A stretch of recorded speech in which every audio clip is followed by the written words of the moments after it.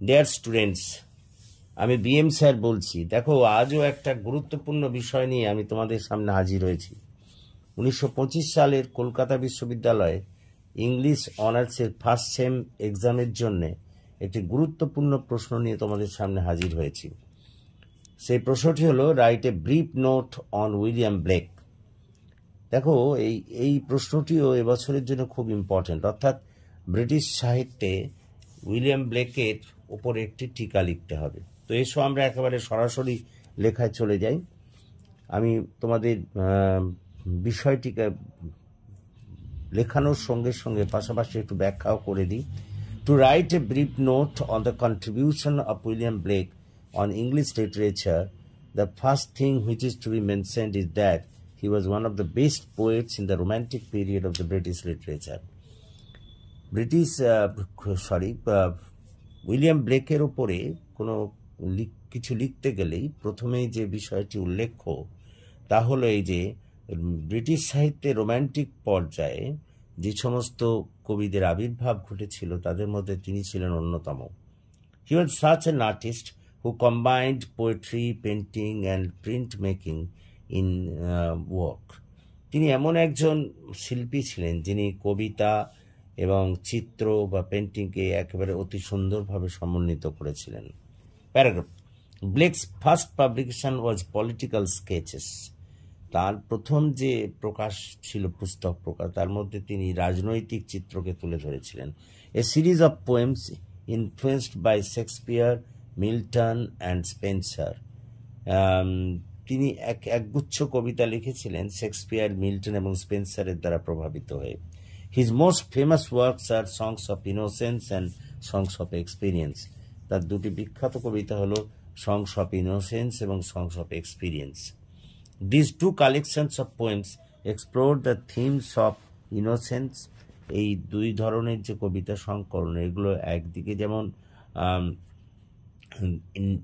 ইনোসেন্সের বিষয়টিকে তুলে ধরেছে, ঠিক তেমনিভাবে এক্সপিরিয়েন্স, ইমাজিনেশন অ্যান্ড রিয়েলিটি, একইভাবে অভিজ্ঞতা, কল্পনা এবং বাস্তবতাকেও ফুটিয়ে তুলেছে।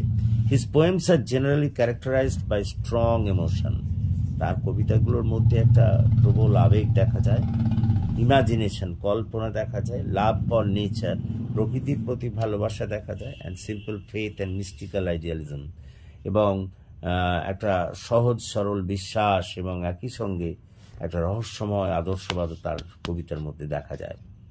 Paragraph, the book of tell embodied the spirit of love as his earlier works. তার প্রথম দিকের রচনাগুলোর মধ্যে দ্য বুক অফ থেলে আমরা দেখি যে একটা ভালোবাসার যে স্পিরিট, সেটাকে তিনি অতি সুন্দরভাবে ফুটিয়ে তুলেছেন।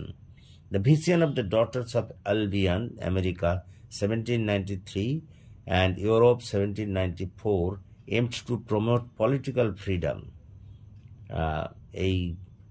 The vision of daughters of Albion, America, এই কবিতাটি এবং দ্য ইউরোপ, এটিকে তিনি পলিটিক্যাল ফ্রিডম, রাজনৈতিক স্বাধীনতা লাভের লক্ষ্য নিয়ে লিখেছিলেন, and freedom from convention and established morality.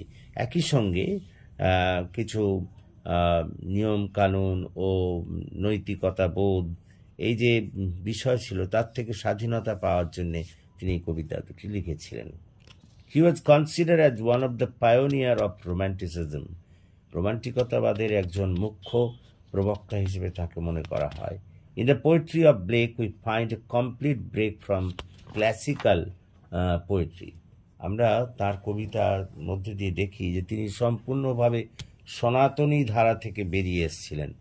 As far as the poems The Lamb and the Tiger are concerned, we are impressed by their lyrical quality. আমরা যদি দ্য ল্যাম্ব এবং দ্য টাইগার এই দুটি কবিতাকে বিশ্লেষণ করি তাহলে দেখা যাবে আমরা খুব সহজেই তার ওই গীতিময়তা দ্বারা বা গীতিময়তা গুণ দ্বারা প্রভাবিত হব। In other poems like marriage of heaven and hell, অন্য কবিতাগুলির মধ্যে হেভেন ও হেলের মধ্যে বিবাহ, it is the prophetic voice of Blake which appeals to the readers. এখানে তার একটা ধর্মীয় মনোভাব যেটা পাঠক পাঠিকাকে বিশেষভাবে প্রভাবিত করে। প্যারাগ্রাফ, সো ইন কনক্লুশন সেই কারণে সিদ্ধান্তে we can say without any hesitation, আমরা কোনো দ্বিধা ছাড়াই বলতে পারি, that William Blake earned a distinct place in British literature through the above said contribution. উপরোক্ত অবদানের মধ্যে দিয়েই তিনি ব্রিটিশ সাহিত্যে একটা নিজস্ব স্থান অর্জন করেছিলেন। আশা করি তোমরা বুঝতে পেরেছ, এবং যদি বুঝতে পারো তাহলে প্লিজ এই ক্লাসের কথা তোমাদের বন্ধুবান্ধবদের মধ্যে শেয়ার করো এবং লাইক করো, কমেন্ট করো, এবং যারা এখনও আমার এই চ্যানেলটিকে সাবস্ক্রাইব করোনি প্লিজ সাবস্ক্রাইব মাই চ্যানেল, যাতে করে আমি আরও এগিয়ে আসতে পারি এবং তোমাদের আরও বেশি করে কাজে লাগতে পারি। So that's all for this day. So good night to all of you.